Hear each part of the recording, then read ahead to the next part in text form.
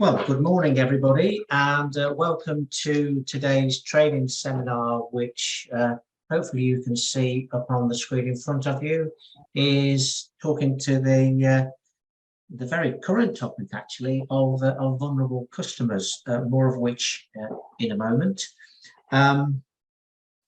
Just need to point out to you that this session is being recorded this morning, and that will be available as part of the resources and materials on the BAT system that IFAC provide to its members. My name's Jeremy Hackett. I see some familiar names on the screen. Nice to see you all attending again this morning. As you know, I work with IFAC and a number of other businesses, really specialising in things like this kind of compliance related training.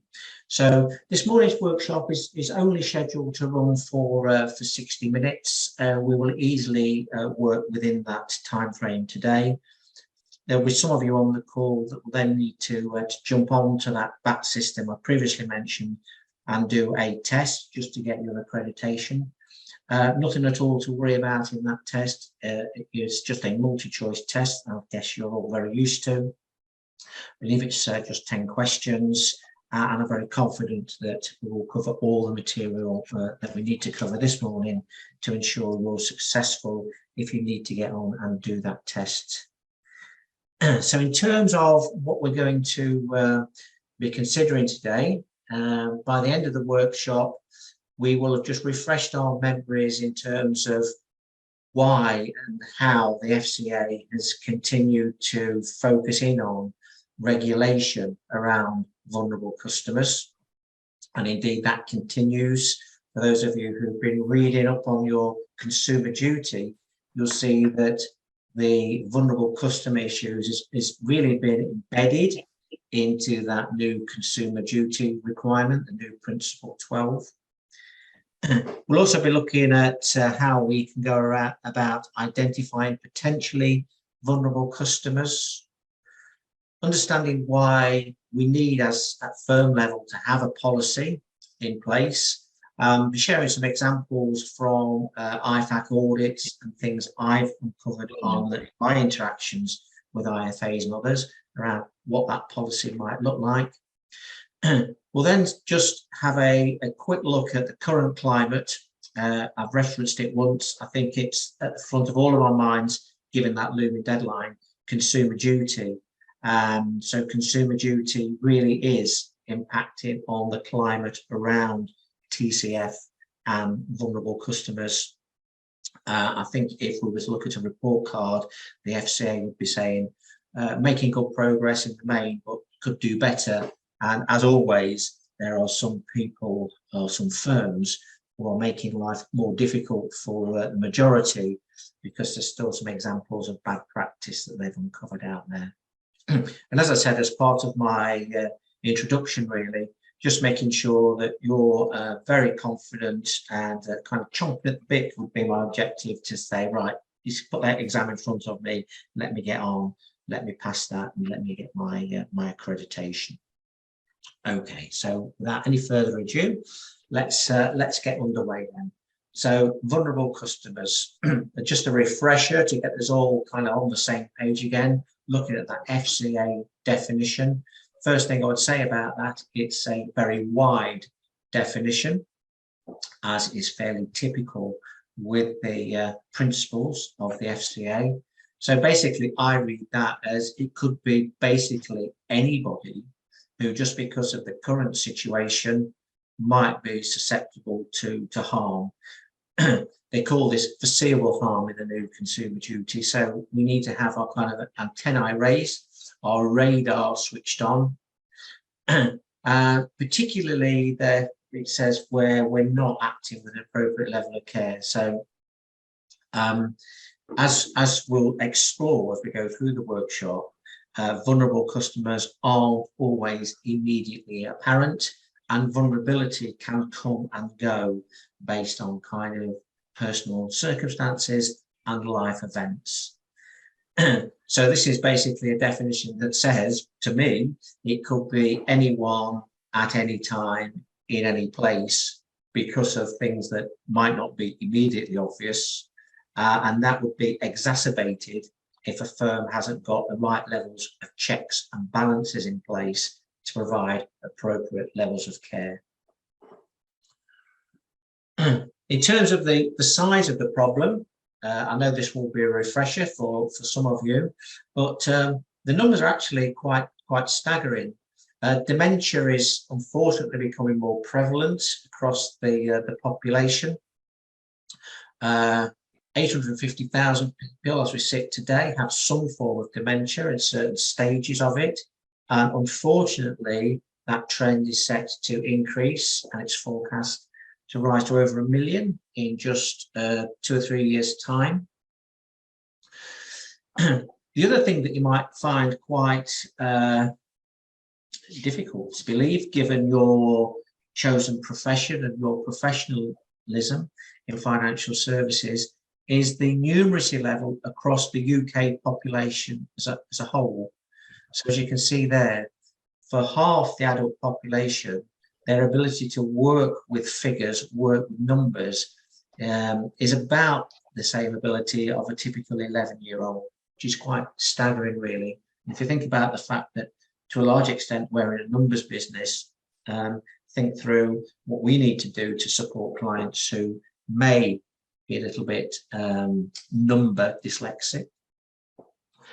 Picking up on that dyslexia point, not necessarily dyslexia per se, but a lot of adults also struggle with listen to that and watch that. the written word. Just bear with me a tick.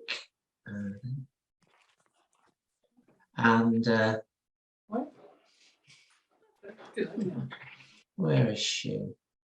1, 2, there you go.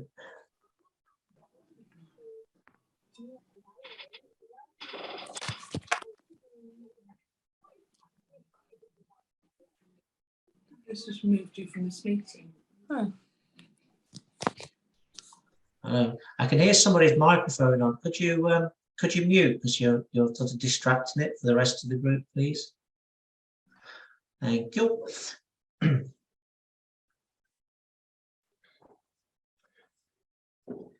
Over 5 million people in the UK currently suffer from some sort of disability, whether that be a visible type of disability, like a physical disability, or it could be a mental disability, and there are all sorts of different kind of phases of mental disability. So you might be sitting there thinking, so what? Well, how does that impact me? Well, you know, as professional advisors working in our firms, we would have chosen the markets that we choose to serve, chosen the sectors of the market we choose to serve. So we will have our own client bases that we are focused on. So understanding the nature and scale of vulnerability that exists kind of at the macro level is really important, because you know you will have clients within your client bag, I can guarantee, and you could probably sit there and reel some off to me that you have already identified as being, for whatever reason, showing characteristics of vulnerability. And as I say, some of those might be immediately apparent, some might be less so, because they're either hidden or they have coping strategies in place to mask them.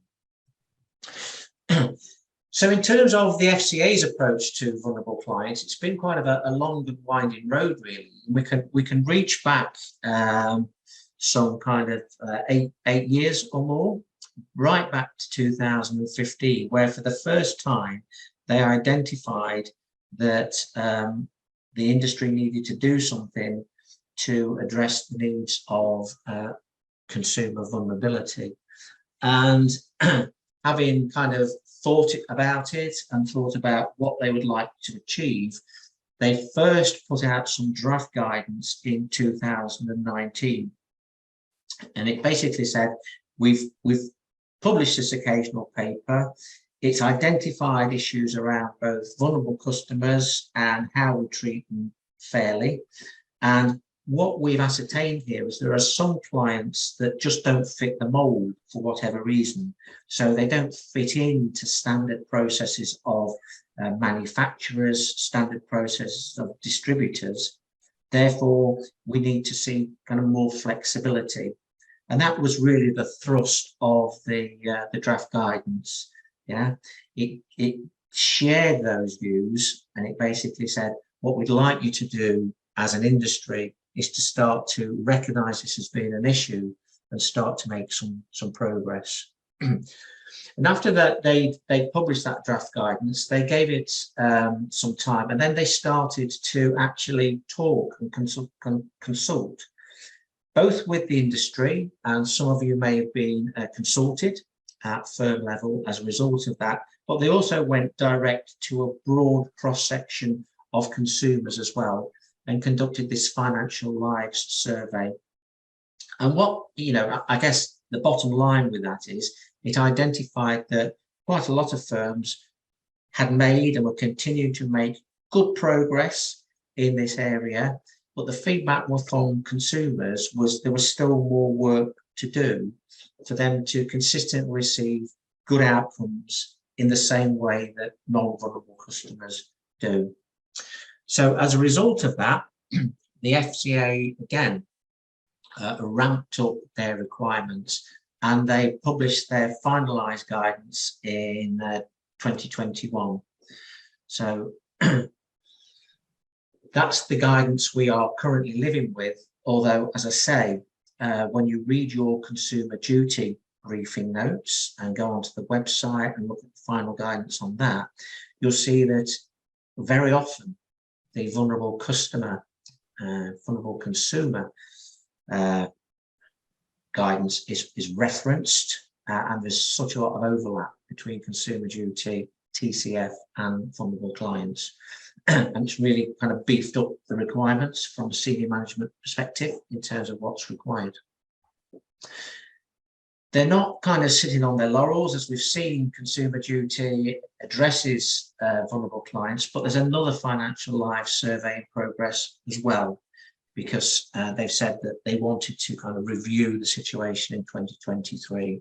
So that's in train at the moment, and I guess they'll be trying to kind of measure the progress that we're all making throughout that distribution chain.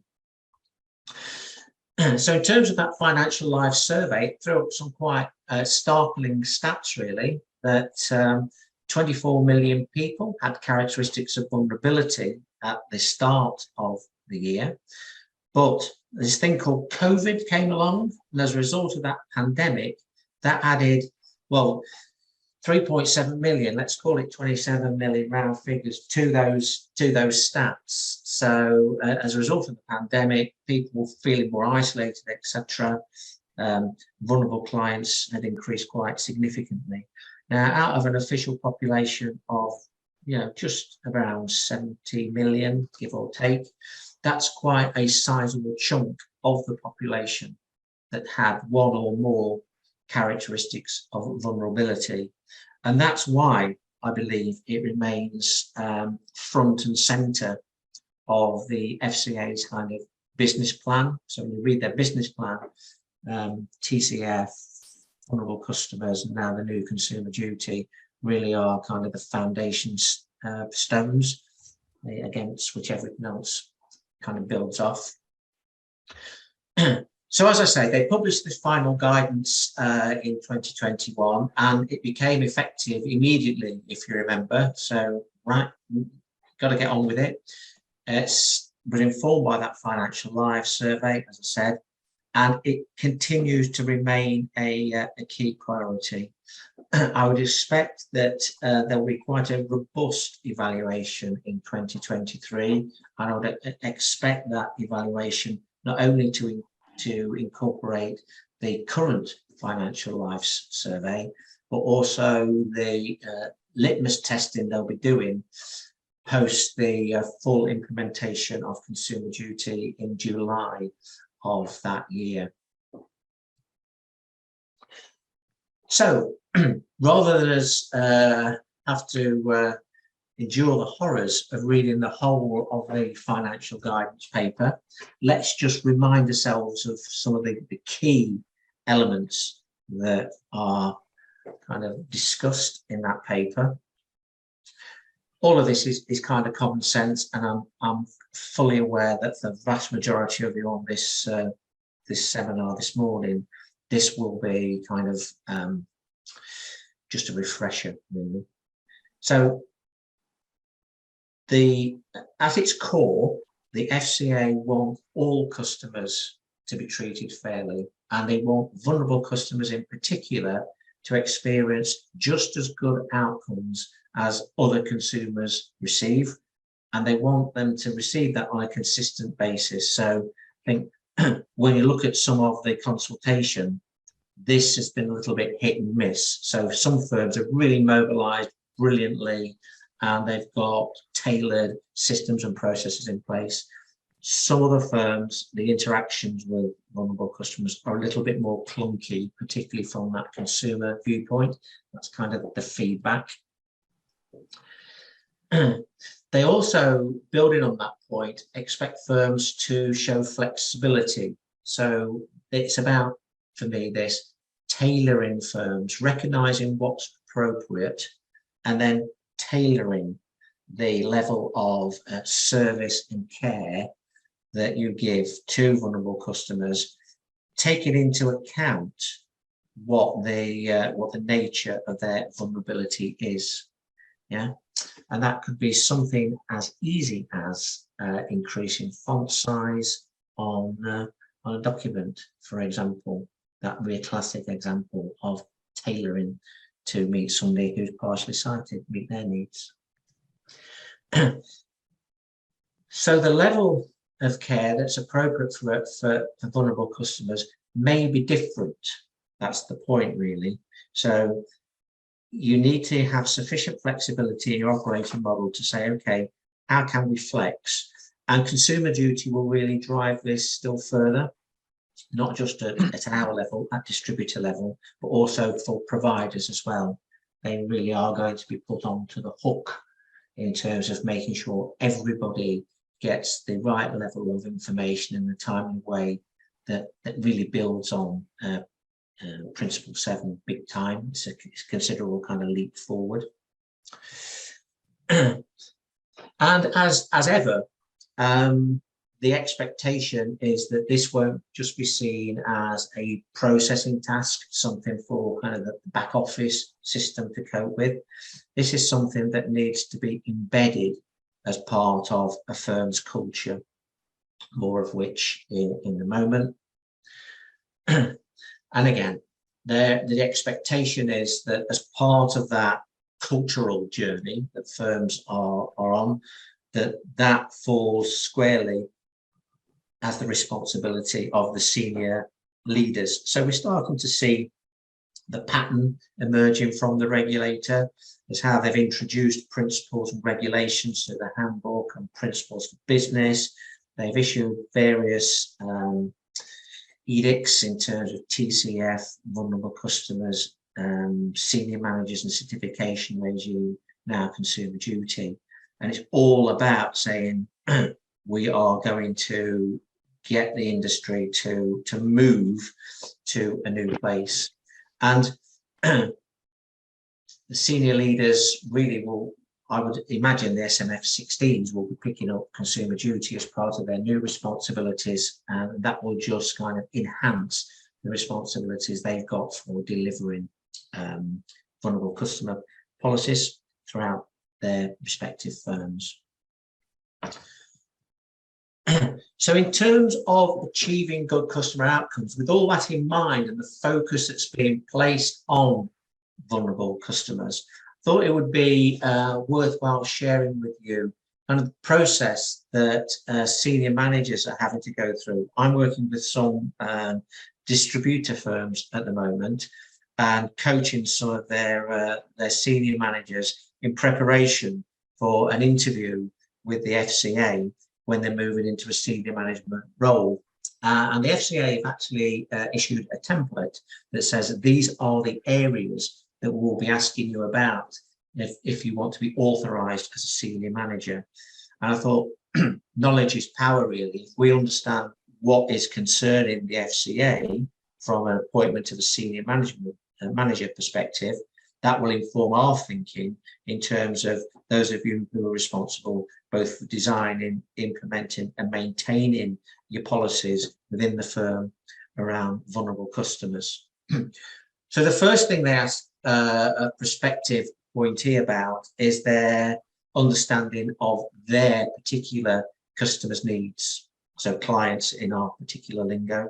So do you understand the nature and scale of the target markets that you're choosing to serve? You understand your particular client base within those relevant sectors? And have you got any handle on the nature, scale and characteristics of any vulnerability you either know exists or perceive, using your judgment, are likely to exist in those particular sectors? So as you can see, quite challenging conversations potentially to be had. They also talk to skills and capability, and this isn't necessarily the skills and capability of the senior manager. What this is more to the kind of cultural point, really, where they're saying, what steps do you have in place or will you put in place to make sure that all relevant staff within the firm understand and know how to identify vulnerability and how to deliver fair treatment, consistently good outcomes for vulnerable consumers? Have you done a skills audit? Do your frontline staff in particular have all the necessary skills and capabilities to recognise and respond? What kind of training have you put in place for them? And I know that with some of you on the seminar this morning, it may well be that it's your responsibility to go on and cascade some training down. The other thing they do is they talk to them about what kind of practical support you give to any frontline staff who deal with vulnerable customers. So again, some of the bigger distributors I'm working with, they actually have access their staff to their own kind of counselling service, which is done by telephone, if they've been affected or impacted by any of the issues that they were dealing with clients, you know, through bereavement or health issues or that. It can be quite upsetting for people at the sharp end. So it's, in what way are we nurturing our people and ensuring we've got embedded the right culture, skills and capability across the business?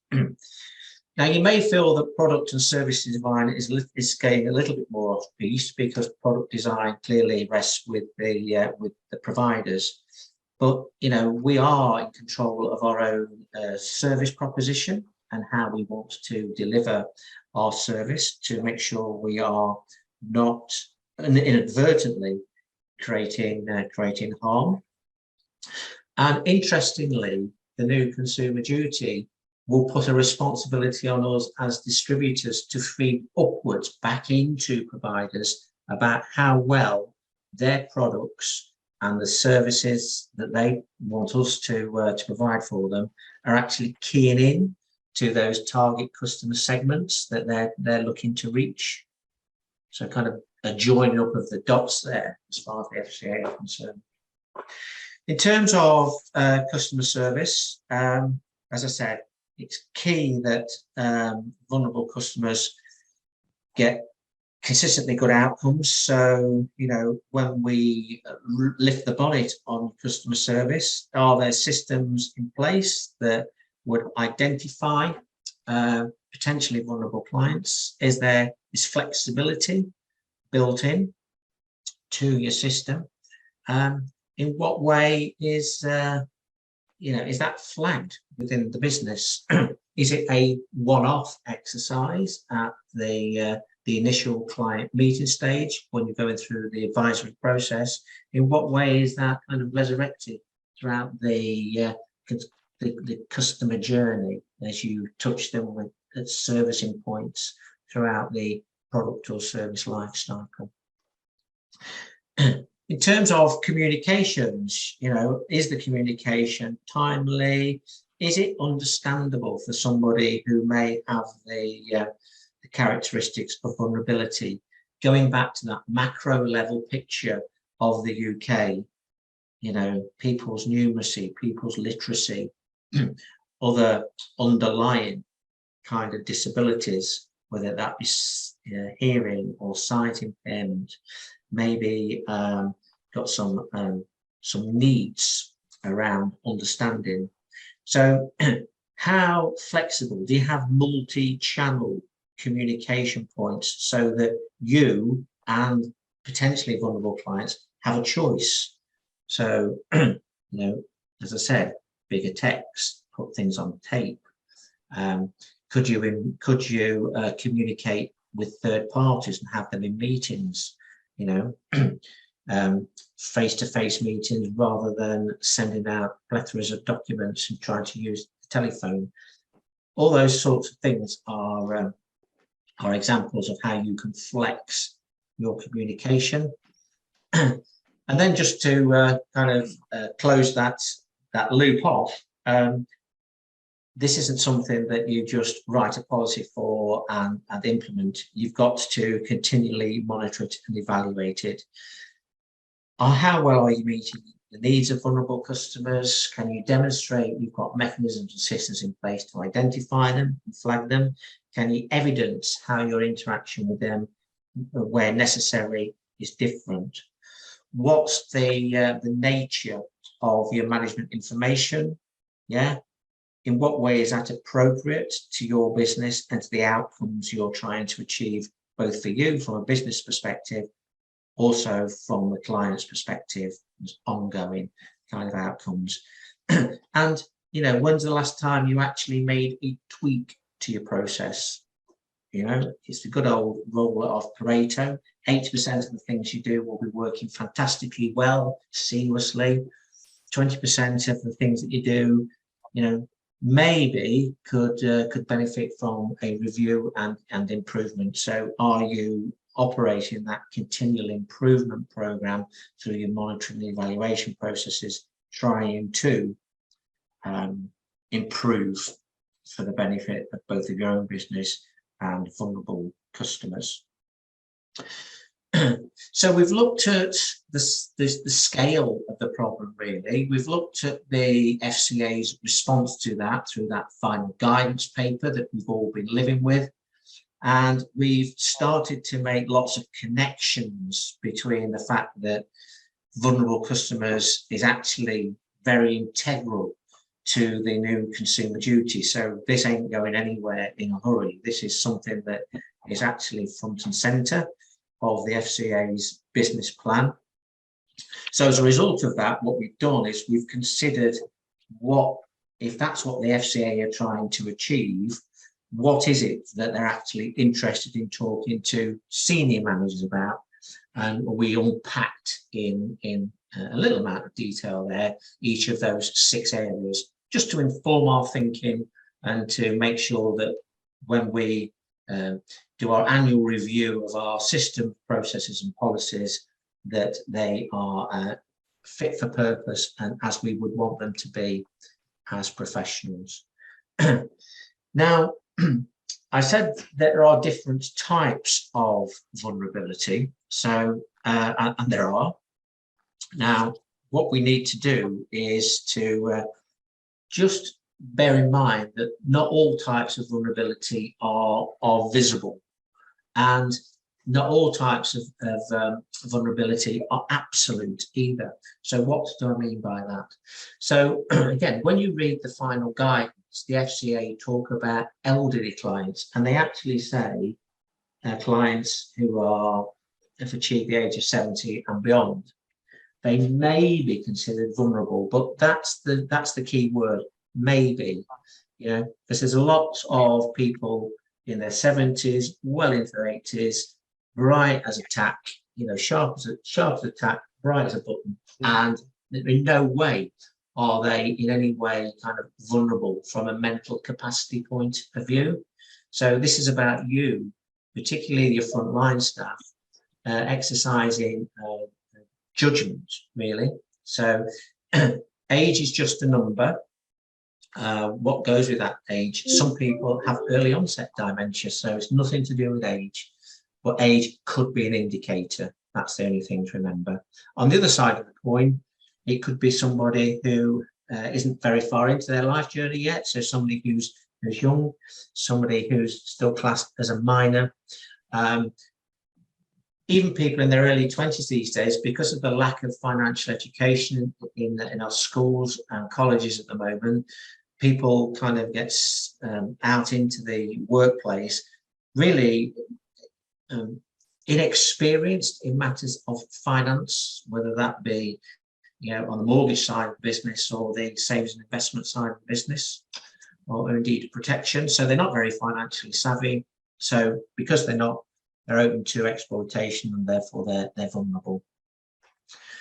Some of the physical signs of vulnerability are easier to spot. People who have got issues, maybe partially sighted or even blind, people who may be hard of hearing or deaf, they're easier to spot. Challenge is, what systems have we got in place to kind of mitigate the impacts of that so we can serve them? Obviously, illnesses, there are a whole plethora of illnesses, whether they're kind of acute or whether they're more chronic. The mental side of vulnerability is very interesting. We've looked at the low literacy and numeracy that exists, and there was a linkage there between that and potentially lack of financial capability. But there may be people who are under experiencing anxiety, experiencing stress, and that may not always immediately be apparent. So, and then there are emotional vulnerabilities. Some of those could be caused through some of the big events that happen in life. Redundancies often cited, divorce and bereavement as major life events, where people have their resilience to being able to cope with life in general, but with matters of financial services in particular, knocked, so they're not as resilient. And again, when I'm talking to this, I would stress this doesn't mean just because someone has been made redundant or experienced bereavement, they are vulnerable. It's merely a potential flag. And again, the challenge for us who work in distribution is to say, okay, in what way do our systems and processes actually pick that up, particularly, in between the initial contact and the servicing meetings? Have we got any mechanism to pick up that our clients might be experiencing vulnerability? Could also be, this is the so-called sandwich generation, where you've got lots of people who are bringing families, but they've also got caring responsibilities due to the increases in medical science, the improvements. So they're probably operating power of attorney or caring for aged relatives who may or may not be vulnerable themselves. Could also be some cultural issues. Maybe English language isn't somebody's first language, and it could be a lack of understanding of the financial planning processes as a whole. Then you've got some more kind of esoteric types of vulnerability, again, that I've pulled out of the FCA guidance. I'm not going to kind of harbour on, because I think it's unlikely that we'll be dealing with clients in our bank like that from just from an affordability point of view, if nothing else. So in terms of, if those are some of the potential characteristics of vulnerability that may kind of cause a flag to be waved in the office as this client could be potentially vulnerable, the FCA have also helpfully identified 4 key drivers of responsibility. So the first one is health. So anything from a health perspective which affects clients' ability to carry out their day-to-day life, and that could be any of those, and I'm sure you can think of others as well, which may cause that to happen. The other thing, as we've already talked about on the previous slide, is some sort of life event that really causes them some sort of issue that probably they either were or weren't expecting, and causes them not to function fully as they probably previously did or will do in the future, just for this moment in time. And the other one, which I think is kind of, for me, when I read this, I thought, well, that's kind of resilience is an output of the first two to a large extent, because if you're not feeling very well, or you've just had a diagnosis that you wished you hadn't had, maybe around cancer diagnosis or something like that, that's knocked you for six, then your resilience right here, right now, probably will be pretty low. Similarly, you know, if you've had a relationship breakdown, lost your job, then resilience may not be as strong as it would be ordinarily. You know, and resilience can be impacted by a whole range of things. There's a lot of commentary in the press at the moment about people's concern for their own financial well-being because of the cost of living crisis, energy bills and food and all that. So they're either over indebted, they've got low savings, they're not really sure how they're going to cope as well as they have been doing. And again, all of those factors can cause a lowering of somebody's resilience. And the final kind of driver the FCA have identified is around capability. And some of these we've already talked to. This is around probably not having the literacy or numeracy skills you may expect somebody to have. And clients are very good at having coping mechanisms in place to kind of disguise this. There still is a stigma in the culture about not being able to read, write, or do arithmetic, which you know, needs to be broken down. And some people aren't very good with computers. Now, you know, immediately when I say that, you probably paint a picture of somebody who is probably more elderly. That is not necessarily the case. Some elderly relatives of mine are absolutely ninjas on technology, and they can do things that I can't do. So digital skills are important to interact with the financial services system, and having poor digital skills can put you at a disadvantage, can make you more vulnerable to not being able to access the best products and services for you in your particular situation. Okay. So that was kind of the FCA's view on the key drivers of vulnerability. And about sort of 12 to 18 months ago, they actually built on that by publishing this spectrum of risk. And this is something that I thought was actually quite a good model that came out of the FCA, because it really does, for me, describes the whole issue around vulnerability and why it can be potentially so challenging for those of us who work at distributing products and services, because the nature of vulnerability, because of all the reasons we've looked at in terms of some of the potential flags and those key drivers, the nature and scale and people's individual ability to cope with it are all variable.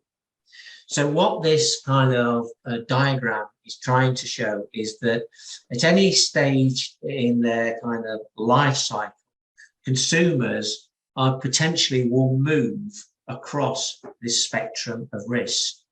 So if they have a life event that destabilizes them, they'll move from left to right and will become more vulnerable and therefore more risk to harm and not getting the right outcomes from a financial services perspective. And they could, you could argue they're more likely to have differentiated needs because we need to take more time, trouble and care with them. But it doesn't mean that they will always stay on the right-hand side. As time ticks on and they deal with their issues, you would hope, for their sake as much as anything else, they come back to the left of this spectrum of risk and they become less vulnerable and they can be treated more as a typical client And I think that's a very healthy way to think about vulnerability. And it's a very helpful, I think, diagram to use when you're working with your frontline staff and your back office staff from a training capacity. To say, don't judge a book by its cover. Not everything is always as it seems. And life events and health events and people's ability to manipulate words and numbers can mean they're transient across the spectrum of risk. So when we are interacting with clients, both initially during that client contact and advisory process, subsequently at our service review meetings, or through any interactions they have with us as advisors or with the back office, how cognizant are we? What do our systems and processes do to be able to highlight what changing situations may have occurred, and how can we assess their level of vulnerability? So this new model from the FCA, I don't know if you remember the old one, they basically wanted us to try and categorize clients into 3 fixed buckets. You're either vulnerable, potentially vulnerable, or not vulnerable, which is quite a crude way of trying to assess client vulnerability. I think this new concept in terms of the spectrum of risk is a much better concept, and one that if you haven't got it into your systems and processes at the moment, would suggest that you might want to revisit that and see how you might want to build that in. Okay, so having looked at kind of the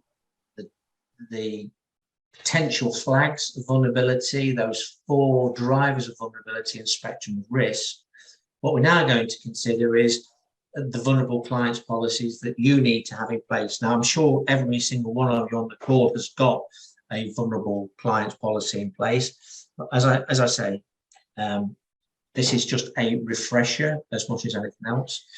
So it's principles based. So what do I mean by that? So the FCA isn't actually coming out and saying, this is what you need to do to meet the minimum standards. As ever, it's saying you have to use your own judgment. You know your business, you know your client segments that you're aiming for, you understand your own client base. Therefore, from a principles perspective, you'll know how best. Sorry, I'm just on a seminar. Yeah. It's around about 5 to 7 years usually. Okay. Usually 5 to 7 years. Maximum Okay, sorry, I can't find out who's doing that. yeah, but you wouldn't. So consider what the guidance means for you. Consider what it means for your clients. If you haven't done in a while, read the FCA guidance. And I'm sure you're doing this at the moment as well. Have a real good look at that consumer duty guidance. I know you don't have to implement it yet, but you do have to have an implementation plan in place. That's very good for informing you thinking about vulnerable clients as well. It's great stuff on the IFAC BAT system as well. And I know Kirsty's working very hard to get you up to speed with all of that. Look at your current practice and experience. So what are you learning from that? What do you need to do? Remember when we talked about those senior management interviews? One of the key questions from the FCA is, your monitoring and evaluation. What you did, how is that informing your thinking, and how are you moving on?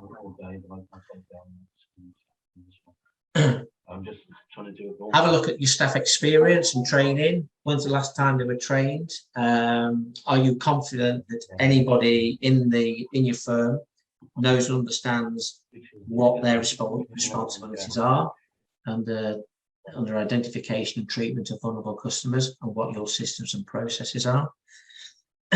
And then for your own kind of business, describe what good looks like. So I know this is something that's close to all of your hearts from the distributors I work with. You want to give the very best service that you can to everybody that you interact with. So what does good look like if you're dealing with a vulnerable client? And how do you identify, flag vulnerability, and how do you evidence how you've dealt with vulnerability in your client files, in your suitability letters? Yeah. And this is all about evidence. So just as you probably submit yourself to an annual audit by IFAC to get an independent view, similarly the FCA use the principles. We all know if it doesn't exist, if they can't see it, then you're not doing it. So in what way can you produce tangible evidence that you have provided fair treatment to vulnerable clients and that you continue to do so through your systems and processes? And as I said, really, this is 50% policies and process and 50% getting embedded into the firm's culture. So that's the intention of the FCA. They want all clients to be treated in exactly the same way, regardless of any potential vulnerabilities that they have. Consistently fair outcomes, consistently good outcomes. And they want that to happen with every part of their client journey. So, you know, in what way do you do that? Have you got a champion appointed within the firm? What senior manager is actually driving that forward?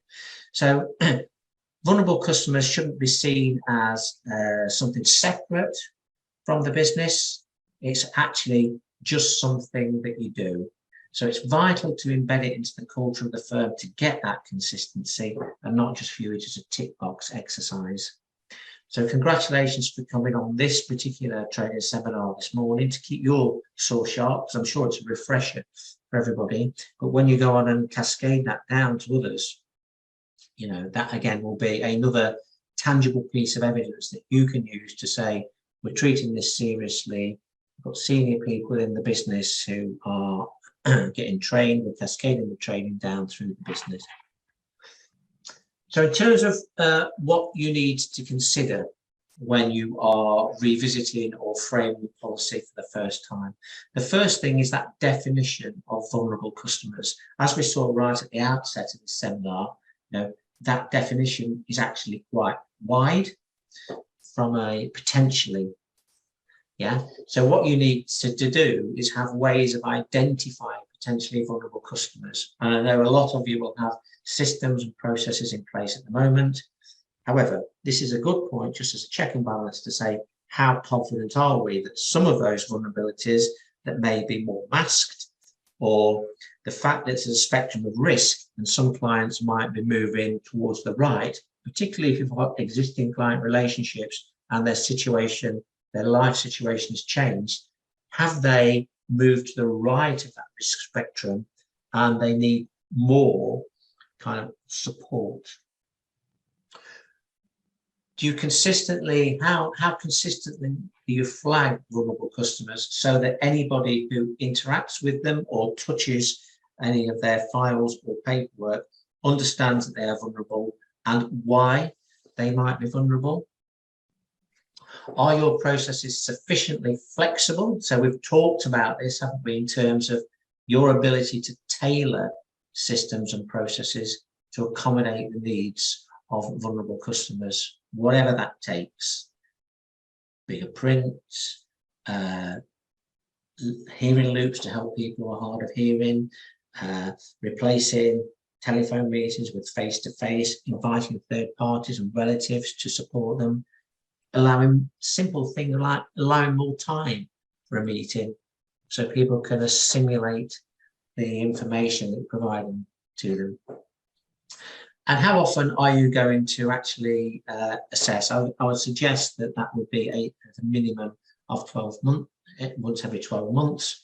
And how can you evidence that, you know, you've done your staff training, you're keeping it on the radar, and, you know, what you're doing around sharing good practice. If you have somebody join the firm, one of the things I do as part of their induction is ask them about the firm that they've come from. You know, what did they do in terms of identifying and dealing with vulnerable customers?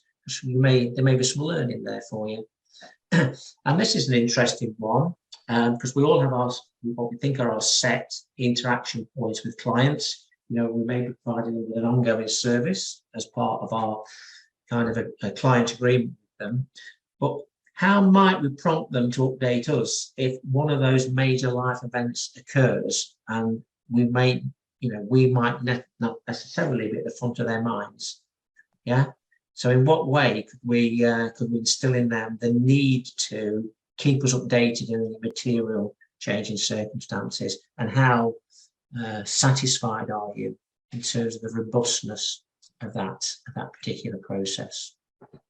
In terms of examples of best practice, both from IFAC and my own kind of interactions and experiences, what I've learned from working with distributors, yeah, best practice is having clear policy and plans in place, yeah, and I'll add to that are visible, known and understood to everybody within the firm. So there's no kind of ambiguity in that. Everybody knows what the policy is, how to implement the policy, and that it's sufficiently simple for everybody throughout the business to understand. The check and balance for that is the good old consultancy approach that I adopt, is just go into the business and you ask everybody in the business how it works. What you're hoping for is the same answer of everybody to prove that consistency. How comfortable would you be for somebody to do that? What's the level of training and support that you've currently got in place to help staff recognise and deal with vulnerable clients? Are you happy with that? Do you feel that it needs to be refreshed in any way? How do you test their understanding? Some businesses, depending on the scale of the business, some of the larger firms I work with actually have somebody who is a champion for treating customers fairly and vulnerable clients too. So it's their job to work with the senior managers and directors within the business to represent the interests of more vulnerable consumers.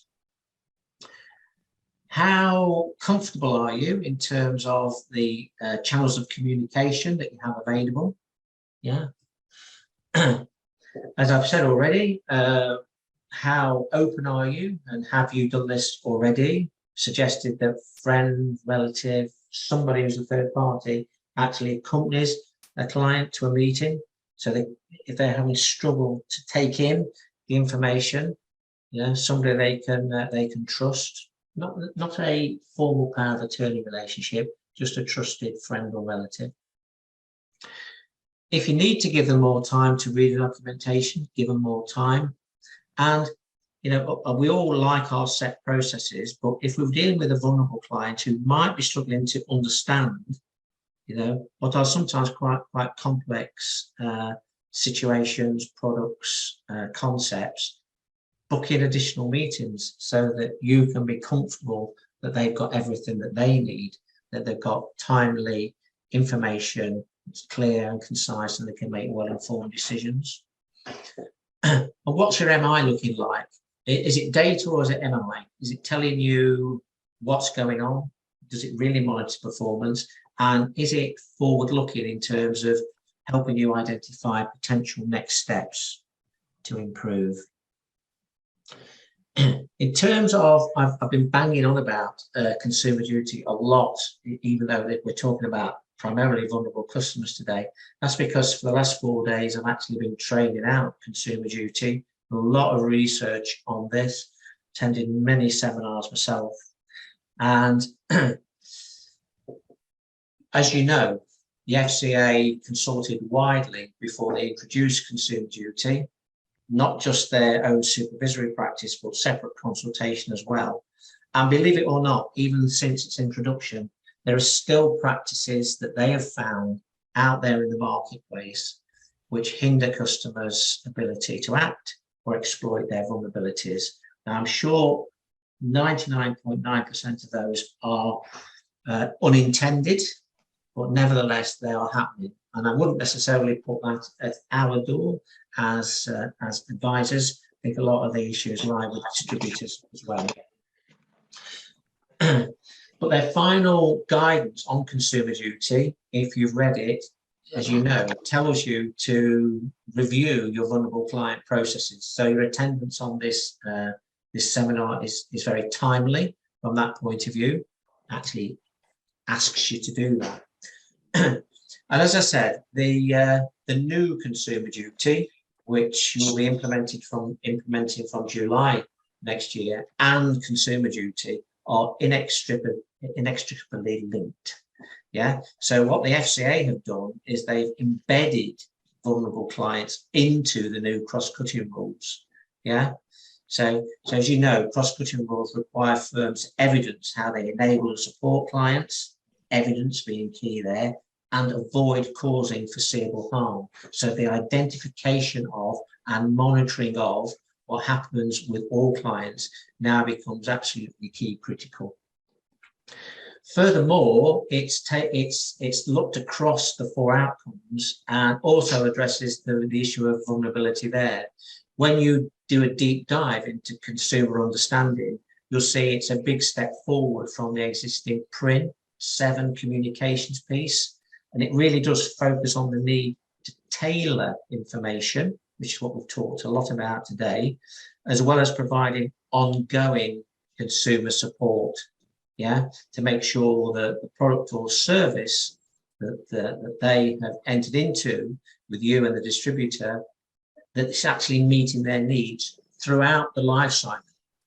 So that's, again, going to cause us more challenges, let's put it like that.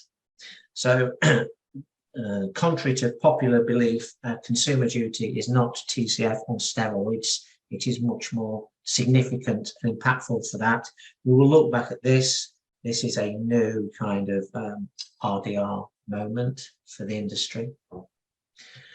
So to summarise, and then I'll look in the chat box. The FCA have identified 4 drivers of vulnerability.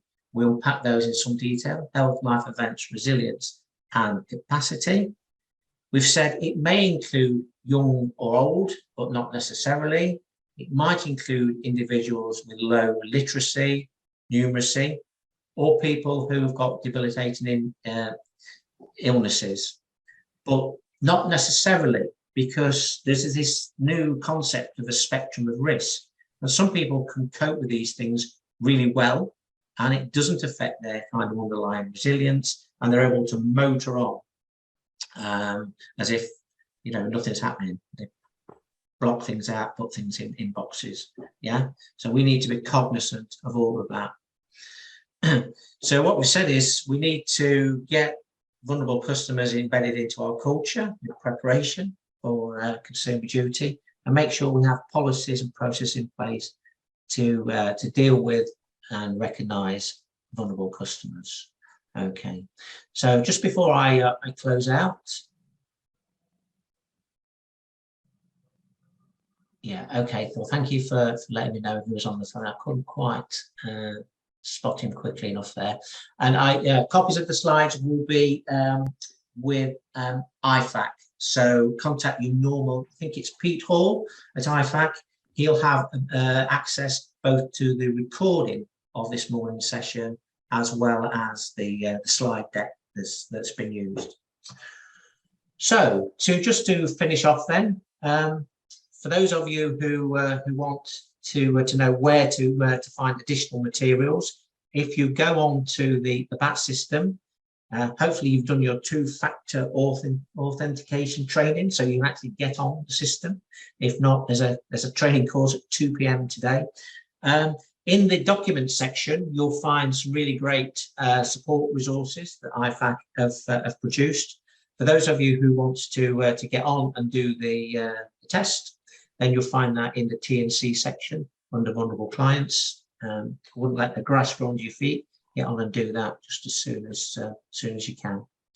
At the start of the workshop an hour ago, we said we were going to understand why and how the FCA has introduced regulation to protect vulnerable clients. So we looked through the kind of chronologically where we'd come from, going way back to 2015.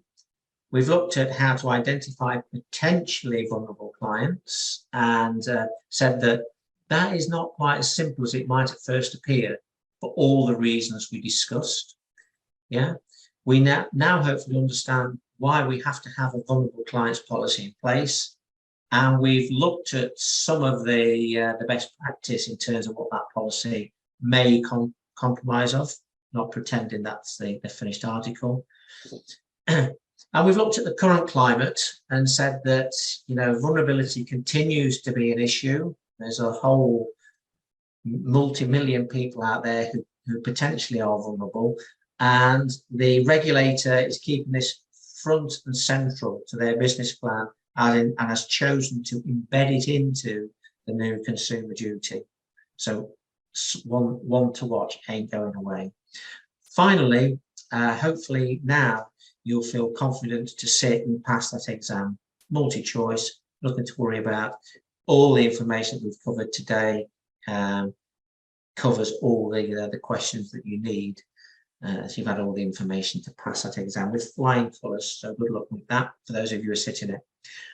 Okay, so that's it for this morning. Thank you very much for your attention. For those of you who would like to get accreditation of CPD, no problem at all.